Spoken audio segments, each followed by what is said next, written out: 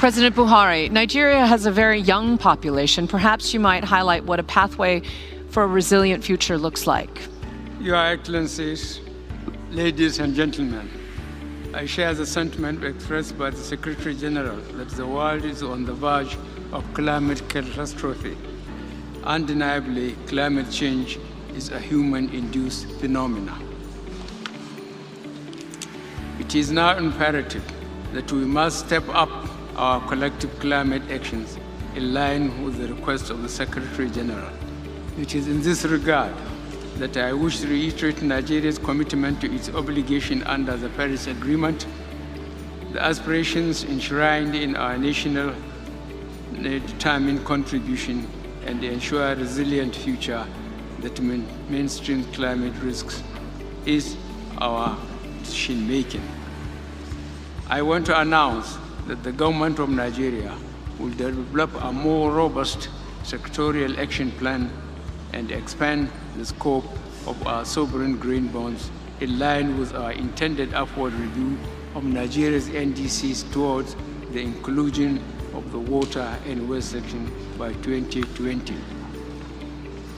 We will take concrete steps to harness climate innovative ideas by including youth in decision-making processes as part of our overall climate governance architecture.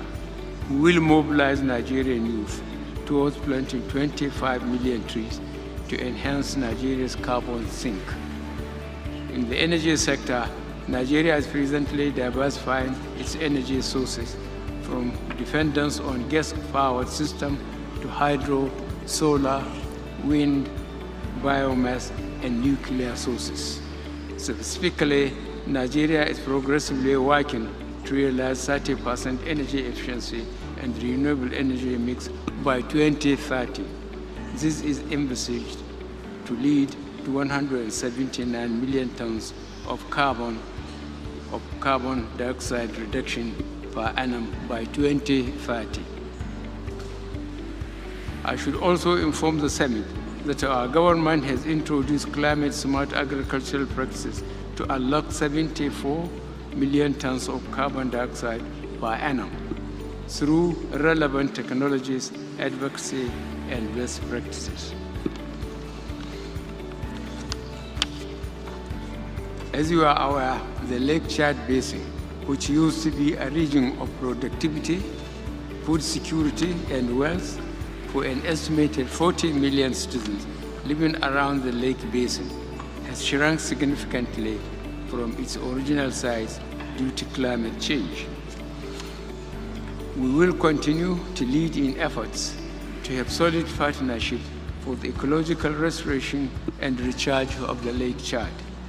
We are confident that this would improve the living conditions of diverse nationals living in the area, promote interstate cooperation, strengthen community resilience, as well as assist in addressing the environmental and security crises that threaten the region, its resources, and inhabitants.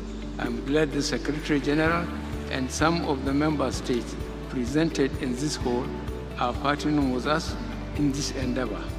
We shall thank them for their cooperation, and I look forward to deepening our partnership. Thank you very much.